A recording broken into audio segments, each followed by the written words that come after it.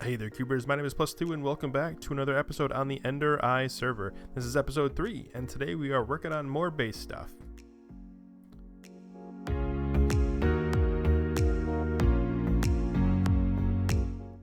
So as you can see over there, we have another hexagon built. It's another white hexagon this time. The structures are, I think, completely built, but the insides still need to be finished up. Let me show you what's in there.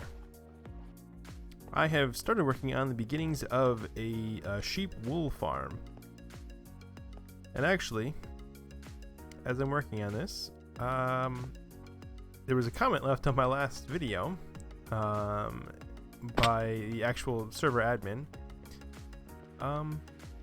mentioning a potential solution for my mob issue that wouldn't require me to carpet the entire place.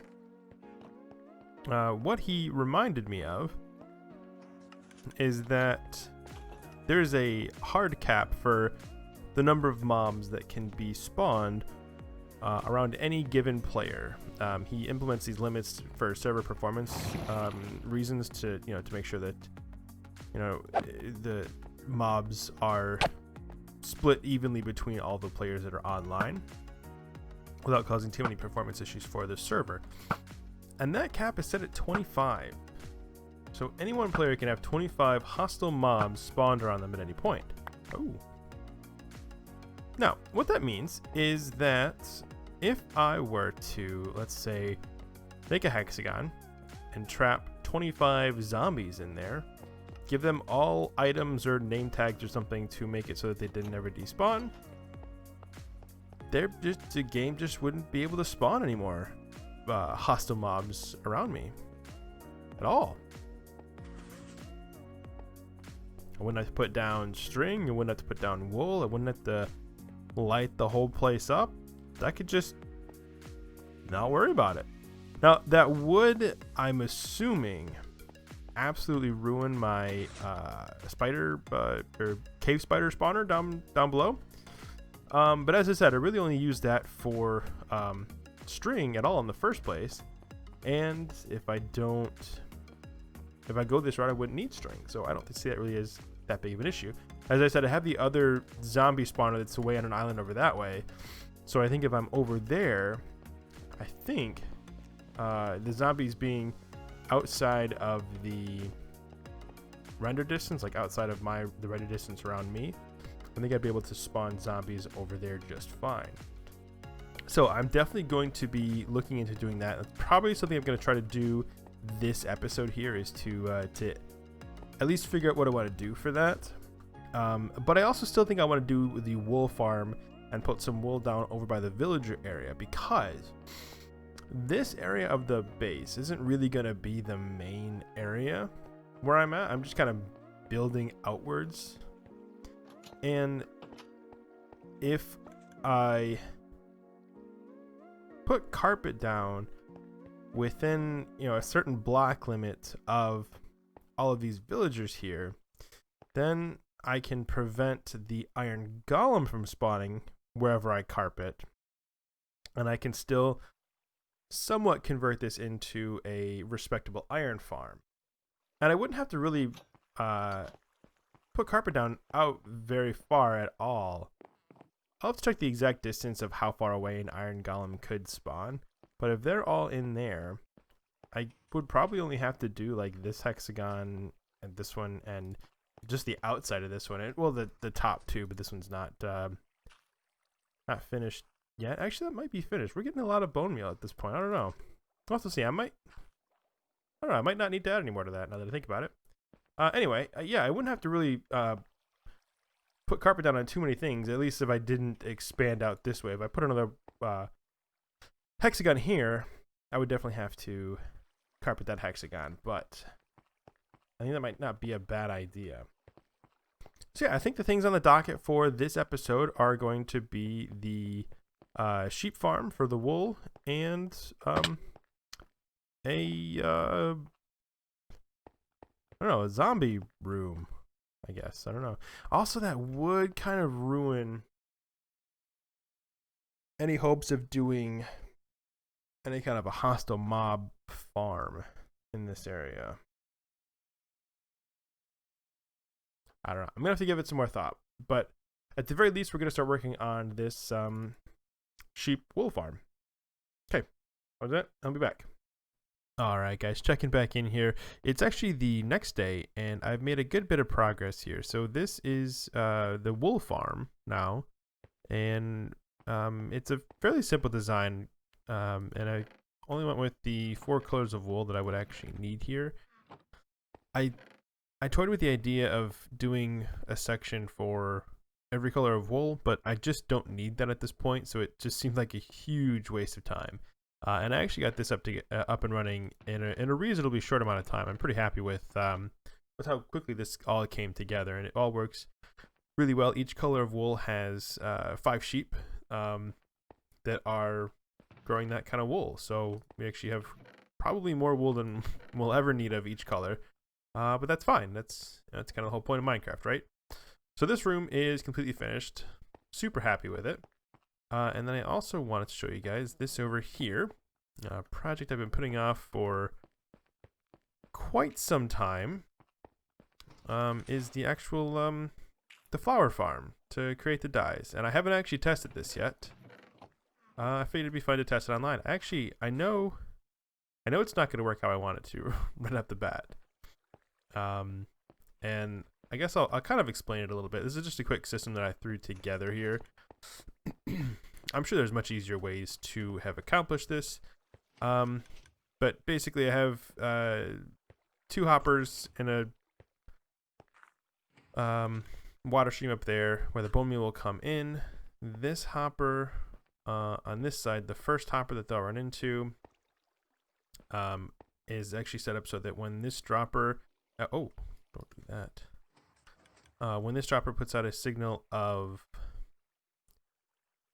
3 or higher, it will lock this hopper, so it'll no longer take any bone meal, so that this hopper can then get some. And then once this dispenser puts out a signal of 3, it will trigger this clock right here to start shooting out the bone meal. Now I'm pretty sure, like I said, this is not going to work how I want it to right off the bat.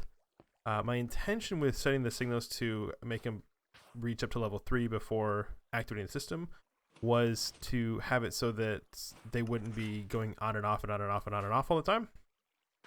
I don't think that's going to happen because I think it's going to get to a signal strength of 3, trigger, and then immediately fall below a signal of 3, and then untrigger, and then immediately rise above a signal of 3. I'm going to have the same problem, just at a signal of 3 instead of a signal of 0 to 1. So I don't think that's going to work. I have a solution in mind, and hopefully that works. But yeah, we'll just figure that out. So I guess we'll fire this up here now. There's actually, gotta remember, I think it was right down here.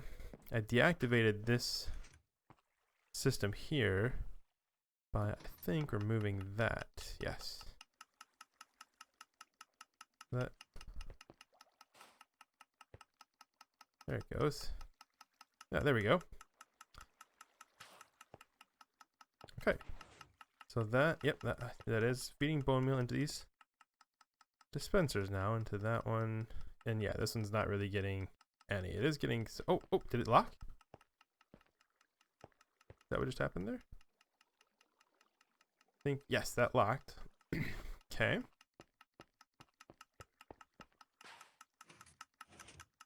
And so soon we should see it start firing. And then doing pretty much exactly what I didn't really want it to do.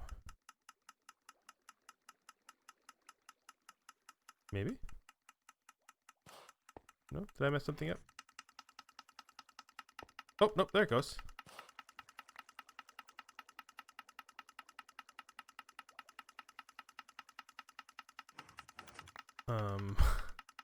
Wait, are those actually getting picked up? Hello? Uh-oh.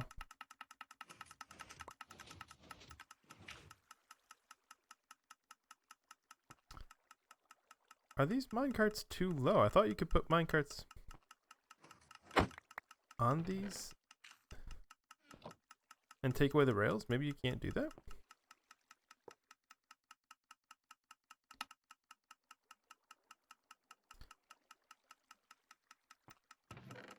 Oh, there it goes.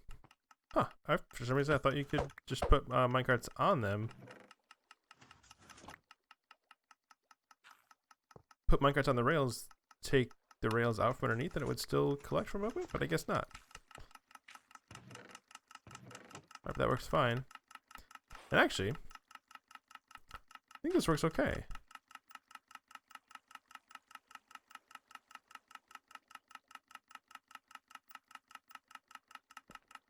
Yeah, it's not like shutting off and turning back on. I guess since the bone meal is so backed up, it's probably not like allowing enough time. There's probably enough bone meal coming through the system. It's not allowing enough time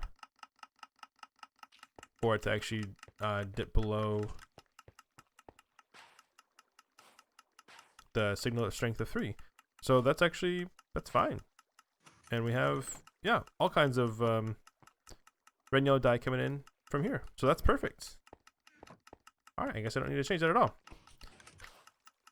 Okay, so those 2 projects are now complete. Super happy with that. Oh, I did build one other thing. I don't really know why. I think a lot of it was just boredom. I built this.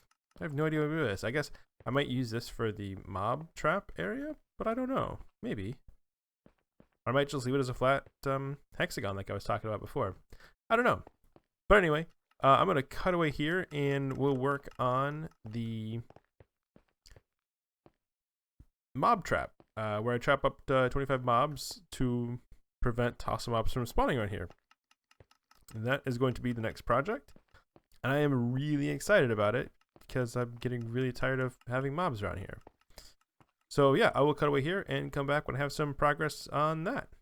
All right, bye. All right, guys, welcome back for another check-in here. As you can see, I've made quite a few changes. I did go through and put carpet everywhere. We'll go over that in just a second here. And I did use that to make this little iron farm. It's not great. It's not super fast or anything, but it does work, and that's really all I needed to do. We've got a few stacks of iron here from AFKing just overnight for, I don't know, 8 hours or so. So obviously it's really not fast at all, but it is effective and it does give me free iron. So that's really all that I needed it for. So I'm super happy with that. Now there is actually a problem that I'm still trying to diagnose with this. I've gone through and put carpet everywhere that I can see to prevent the iron golems from spawning other places. However, I do occasionally get an iron golem to spawn over here somewhere. Like occasionally I'll have one here and it just stops the spawning over in the actual farm there, so I get no return, which is actually why I got so few last night, is because there seemed to be one that spawned here fairly early on overnight. So I'm still trying to figure that out here. What I started doing, I got the replay mod downloaded again. I'm just gonna sort of record an AFK session with the replay mod until I get a iron golem that'll spawn here. And I can use the replay mod to go back and see where exactly it's spawning at. Because from what I can see here, I don't see anything where the iron golem should be able to spawn. I mean, everything is redstone components or redstone hoppers. They shouldn't be able to spawn on hoppers. Redstone right there. I checked in a testing world. The only thing I could think of was that it's spawning on the soul sand here. But I checked in a testing world and it didn't seem to be able to spawn anything on soul sand. Or iron golems, at least, didn't seem to be able to spawn on soul sand. So I'm really not sure where it's spawning at here. So I'm hoping that I can catch that on camera with the replay mod, figure out where they're spawning at, stop them from being able to spawn in here, and that'll increase the efficiency of the farm by quite a lot, or at least increase the reliability of the farm so it doesn't fail out as soon as one spawns in here. Other than that, though, I haven't really done a whole lot. I don't think. It's hard to remember actually where the last clip was, of course. I did, as I said, I did go in and carpet pretty much everything, at least over in this area here. I'm contemplating if I want to leave just this section over here carpeted and go through and light up the rest of this so we don't have any hostile mobs spawning here, because that's really the only other issue I'm running into. Like the carpet here goes out more than far enough to prevent iron golems from spawning in all these places. So the only other issue I would have would be with hostile mobs. I'm contemplating just going through and lighting it up so I don't have to have carpet throughout the entire rest of the base. I just have to have it in this one little corner here, which I think will be fine.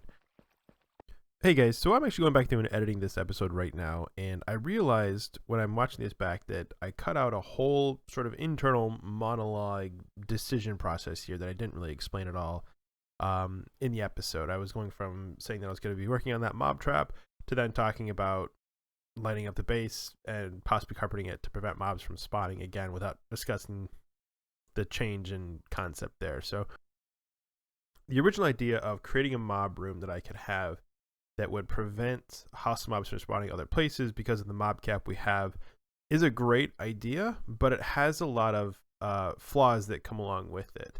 And I wasn't really comfortable with accepting those for my base. Because basically, I want my base to be very, very large. And so in order to do that, I would have to have several rooms around my base that all had 25 mobs in them to make sure that wherever I was in the base, there was 25 mobs loaded somewhere so the game wouldn't load anymore. And if I wandered into a new area, or if I just wandered out of the area of one of those rooms, or if for some reason the game didn't load them in, it somehow they despawn when they weren't supposed to, any number of things could happen. That could allow mobs to start spawning in my base again without me being prepared for running into mobs in my base, which could cause a lot of issues with creepers and things like that. So I wasn't really comfortable with accepting those possibilities. So I've abandoned the idea of having a mob trap room. What I think I would go for at this point is just lighting up the base like a normal person. I'll have the carpet over here in this area to prevent the iron golem spawns. And potentially I might even be moving the villager section to a different area where I won't have to have carpet in as many places or even at all. And I'll just go with lighting up the base to prevent the mobs from spawning like normal, just so I don't run into any issues that may come along with having a mob trap room. So I just want to make sure I got that explanation on the episode here, and I'll go ahead and kick back over to the rest of the episode.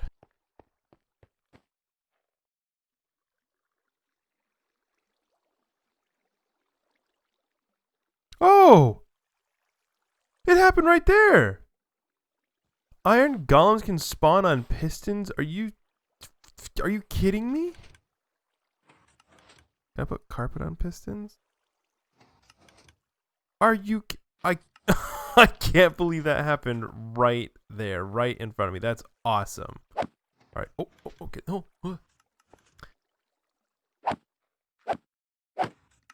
I would not have thought that would have been the problem. I didn't think anything could spawn on any redstone component. So, okay. Oh, I wonder if these are going to be problems. That one should be fine. It can't spawn up there. Okay. Yeah, I don't know if it's any redstone component, so I'm just going to do this here. Oh, I want white carpet in here.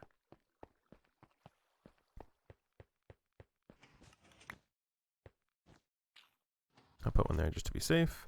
That has redstone. I know they can't spawn on redstone because I tested that. Put that there. And then we'll do that and that. And I know they can't spawn on this because I tested that. And that should be good. That should take care of everything. Yeah, okay. So actually that should fix all the problems I was having with that farm. Wonderful. Oh, yeah, I knew there was something else I wanted to show before I ended this episode. If you remember, I was having some concerns about what to do with the inside of this for iron golem spawns, because iron golems can spawn in water. And the solution I came up with was a fairly easy solution. I just went through and replaced every spawnable block on the bottom with glass, because iron golems can't spawn on glass. So now I don't have to do anything different with the farm. I can just have this and they can't spawn in here. So that was actually a pretty easy solution to implement at the end. Alright, So now that should be all set, and I think that's actually where I'm going to end this episode. I have a few plans for what I want to do for the next episode, and they might take a while. So the next episode might be a little bit later, but hopefully not too much. Hopefully I can get all the work I want to get done fairly quickly, and the next episode will be out right on time. Anyway, guys, that's going to do it for this episode here. Thanks very much for watching. I really appreciate it, and I will catch you all in the next episode. Bye. Bye.